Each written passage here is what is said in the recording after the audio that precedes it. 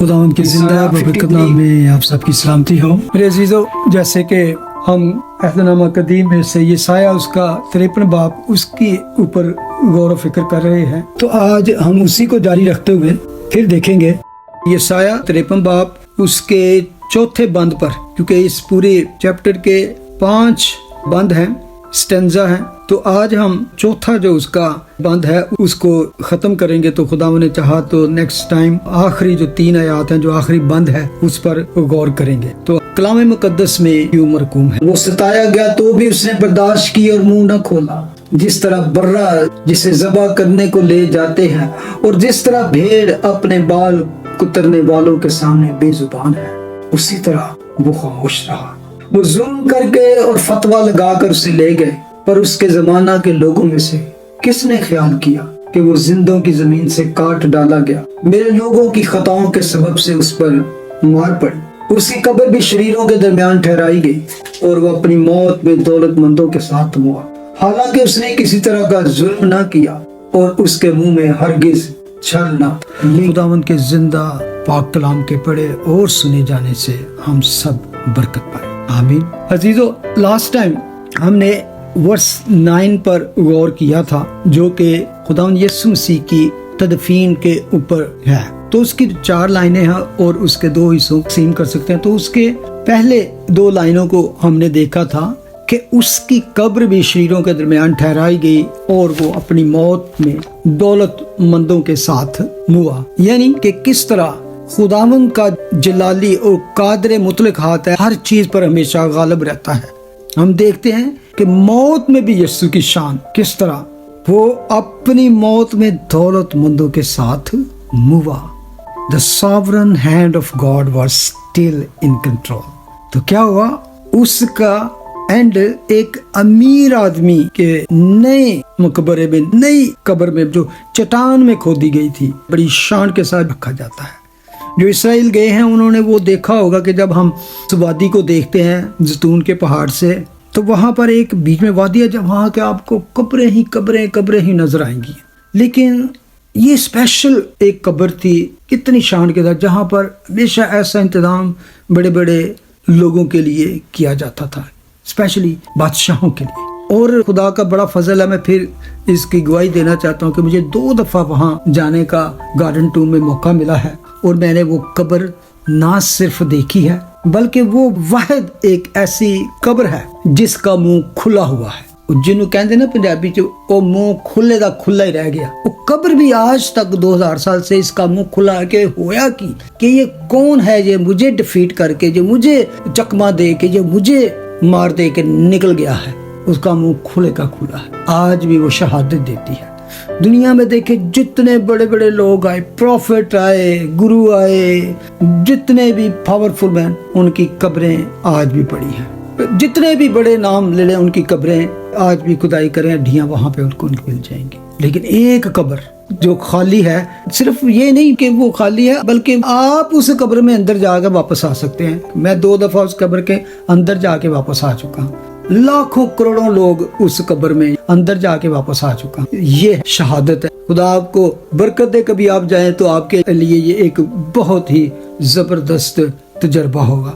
तो जो बात रूह कुदस के वसीला से यशायाह नबी पर 700 साल पहले कही गई थी कि उसके मरने के बाद उसके बदन के साथ क्या होगा, उसका शहाना दफन होगा। आज हम आगे थोड़ा बढ़ते हैं। तो शहाना दफन क्यों हुआ, ये बेशक हम जो ईमानदार हैं, मुकद्दसीन हैं, वो समझते हैं क्योंकि वो खुद खुदा का बेटा था इसलिए। लेकिन खास बात जो हमें बताती है कि उसका शहाना दफन क्यों होना जरूरी था। तो अगली 2 लाइनें हैं चैप्टर 53 वर्स 9, उसका बी पार्ट। हालांकि उसने किसी तरह का जुल्म ना किया और उसके मुंह में हरगिज छल ना था।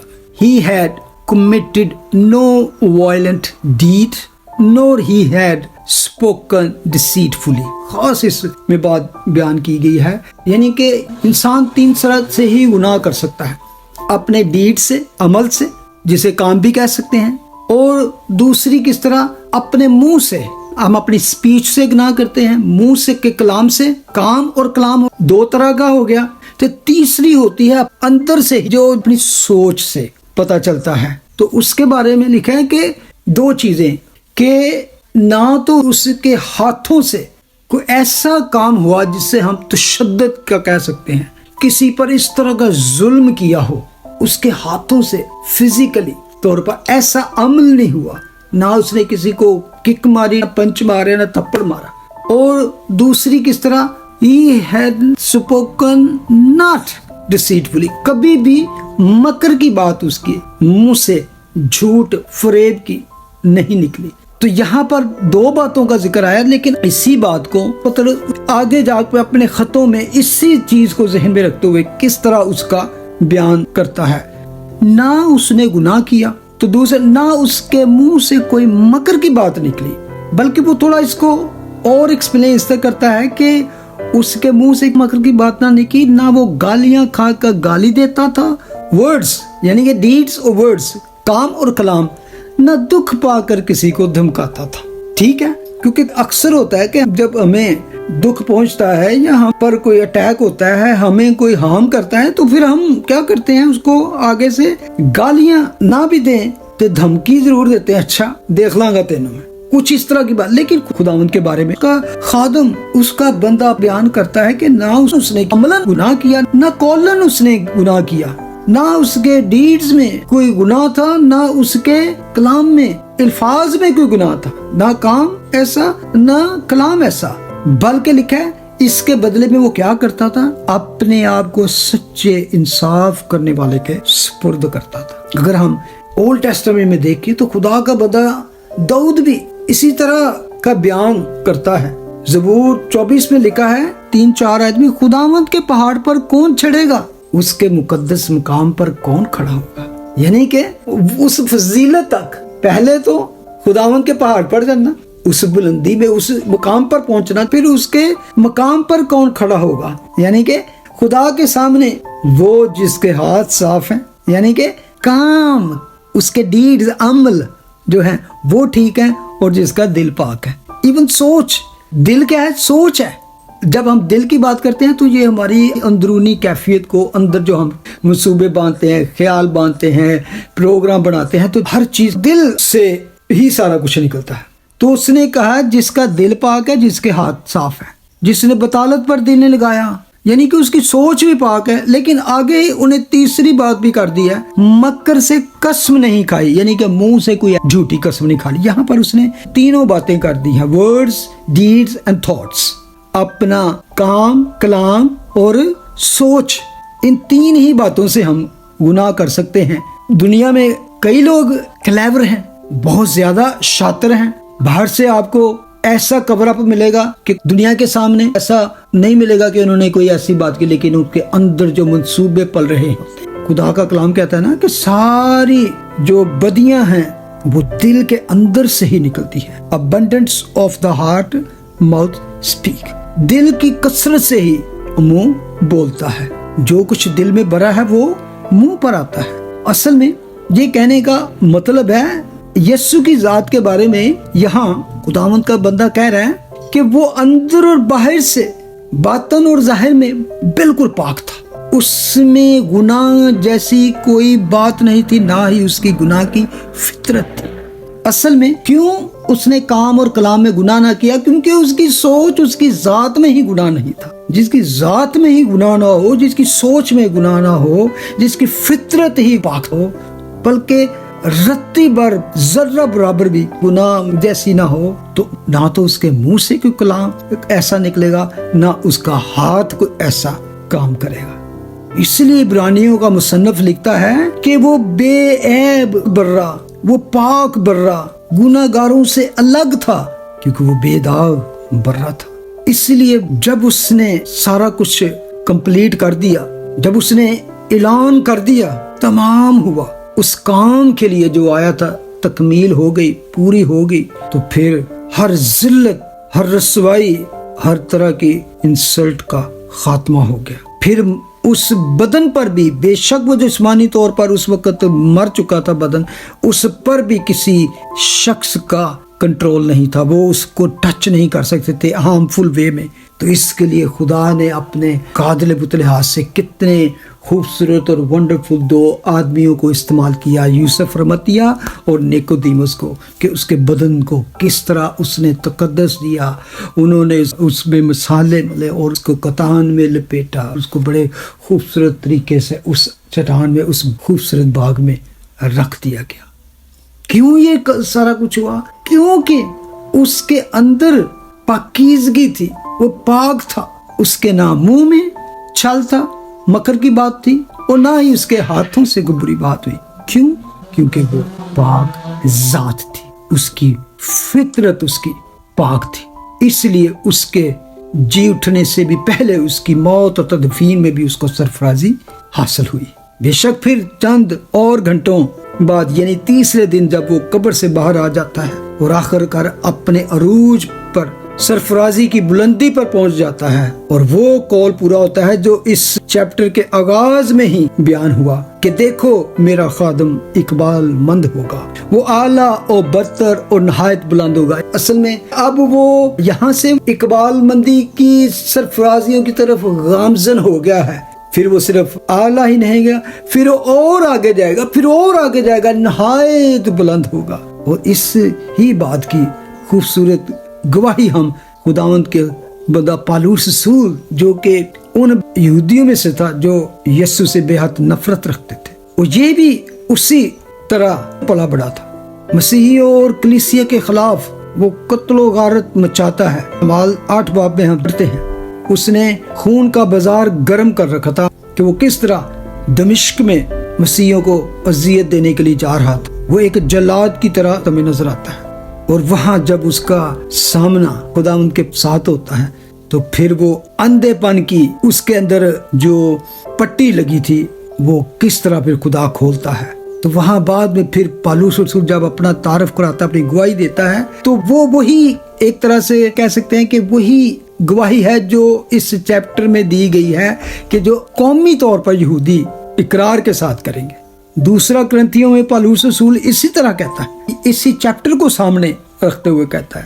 اس کے 16ویں آیت میں وہ کہتا ہے پس اب سے ہم کسی کو جسم کی حیثیت سے نہ پہچانیں گے. ہاں اگرچہ مسیح کو بھی جسم کی حیثیت سے جاننا تھا مگر اب سے نہیں جانیں گے. کیا کہنا چاہ رہا؟ یعنی ہم نے مسیح کو جسمانی طور پر ایک عام آدمی کے طور پر جانا کہ یہ ایک عام آدمی ہے، یہ اپنے آپ کو یہ بناتا ہے وہ بناتا ہے، تو ہم نے اس کو عام آدمی کے مطابق جانا، عام آدمیوں کی حیثیت سے جانا. وہ کہتا ہے میری سوچ بھی ان عام یہودیوں کی طرح تھی، ان جیسا ہی میرے اندر پاگل پنا تھا. جیسے وہ پرجوش تھے، مخالف رویہ رکھتے تھے، میں بھی ان کے جیسا تھا. میں اسے جسم کے مطابق ہی جانتا تھا، لیکن وہ کہتا ہے اب سے میں اس کو اس طرح نہیں جانتا، اب سے میں مسیح کو اس طرح نہیں دیکھوں گا جس طرح سے ہمیشہ دیکھا تھا. دمشق کے روڈ سے اس کا نظریہ یسوع کے بادل میں بالکل بدل گیا، یو ٹرن ہے یہاں. اور اگر غور کریں عزیزو، بے شک میں یا آپ دمشق روڈ پر نہیں گئے، لیکن میں یہ ضرور کہہ سکتا ہوں اگر آپ ایماندار ہیں تو آپ کو دمشق کا تجربہ ضرور ہوا ہوگا. جب آپ نے یسوع کو سچے طور سے جانا تو تب سے آپ کا نظریہ، آپ کی زندگی کا رخ بدل جاتا ہے.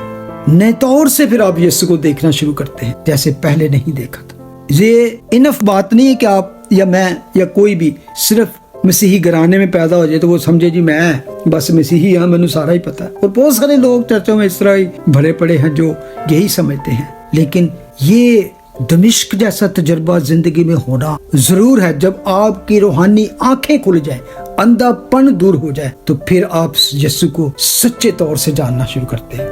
پھر آپ کی زندگی کا رخ بدلتا ہے. پالوس مسیح یسوع کا غلام جسے رسول ہونے کے لیے بلایا گیا، جب اس کی آنکھیں کھلی تو صحیح طور پر وہ جاننا شروع ہو گیا. پالوس یسایہ 53 کو جانتا. اس کی بہت سی تحریروں میں یہی آپ کو ملے گا. اس کی خوشخبری کی منادی میں یہ باپ بے شک سرایت شدہ ہے، تو وہ خاموش ذبح شدہ برہ ہے جو میرے لوگوں کی سرکشیوں کے لیے زندوں کی سرزمین سے کاٹ گا لگے. عزیزوں، بے شک ہم اسرائیلی نہیں ہیں، لیکن ہم اس کے لوگوں کا حصہ ہیں. اور ایک بہت امپورٹنٹ بات، कलीसिया को नए अहद में शामिल किया गया। क्या हम हैं? यस। लेकिन ये कभी ना भूलें, हमको उस तने में पैवस्त किया गया है। हम डालियां हैं, बल्कि हम जंगली डालियां थी जो उस तने में पैवस्त की गई हैं। हम तना नहीं है। हम तो इसके लिए भी लाखों करोड़ों बार खुदावंद का शुक्र अदा करते हैं कि हम जंगली डालियों को खुदा ने उस जैतून के तने में पैवस्त किया, ताकि हम भी उसके लोगों के साथ मिलकर उसकी विरासत का हिस्सा हो जाएं। हालेलुया। अब खुदावंद का एक और बंदा पतरस जो है, वो ये साया कि इस गवाही को किस तरह फॉलो करता है और किस तरह उसको पेश करता है। तो इसी से हम देखेंगे कि आज जो हमने ये पढ़ा है, क्योंकि उसने किसी तरह का जुल्म ना किया था और उसके मुंह में हरगिज़ चालना था, इसलिए उसको ये शान मिली, ये रुतबा मिला, ये सरफराजी मिली और वो नाम मिला, वो सब नामों से आला है। पतरस अपने खत में पहले जब ये लिखता है कि ना उसने गुनाह किया, ना उसके मुंह से कोई मकर की बात नहीं की, ना वो गालियां खाकर गाली देता और ना दुख पाकर किसी को धमकाता था, बल्कि अपने आप को सच्चे इंसाफ करने वाले के सुपुर्द करता। इसी चीज को फॉलो करते हुए जो यशायाह नबी ने खुदा यीशु मसीह के बारे में ये बात लिखी, तो उसको किस तरह वो फॉलो करता है। इसी बुक में पहला पतरस जो नेक्स्ट चैप्टर है, वहां इसी बात को वो जहन में रखते हुए अब वो लोगों को कहता है, अपनी कलीसिया को कहता है, ईमानदारों को कहता है। चैप्टर 3 वर्स 10 to 12 में पढ़ता हूँ। चुनाचे जो कोई जिंदगी से खुश होना और अच्छे दिन देखना चाहे, वो जुबान को बदी से और होंठों को मकर की बात कहने से बात रखे, बदी से किनारा करे और नेकी को अमल में लाए, सुलह का तालब हो और उसकी कोशिश में लगा रहे, क्योंकि खुदावंद की नजर रास्तबाजों की तरफ है और उसके कान उनकी दुआ पर लगे हैं, मगर बदकार खुदावंद की निगाह। यहाँ पे असल में बात ये की गई है एंड पे कि खुदावंद की नजर रास्तबाजों की तरफ है, लेकिन बदकारों पर भी उसकी निगाह है, यानी कि उसकी नजर सब पर है। इवन दूसरा तवारीख में एक जगह पे लिखा है कि खुदावंद की आंखें रूहे जमीन पर फिरती रहती हैं, ताकि उनकी तरफ जिनके दिल उसकी तरफ कामल है, अपने तई कुव्वत दिखाए। यानी कि खुदावंद की आंखें लगी रहती हैं, ढूंढती रहती हैं कि कौन है जो चाहता है कि मैं उसकी जिंदगी में आऊं और काम करूं। क्यों खुदा ऐसा करता है, क्यों इंतजार करता है, क्यों वो खुद दखल नहीं करता? खुदा किसी को मजबूर नहीं करता, खुदा किसी को फोर्स नहीं करता। हाँ, जो दिल से उसका तालब है, जो दिल से चाहता है, खुदावंद उसकी जिंदगी में काम करता है। बल्कि हम पढ़ते हैं कि वो अपने तालब को तो नींद में ही दे देता है।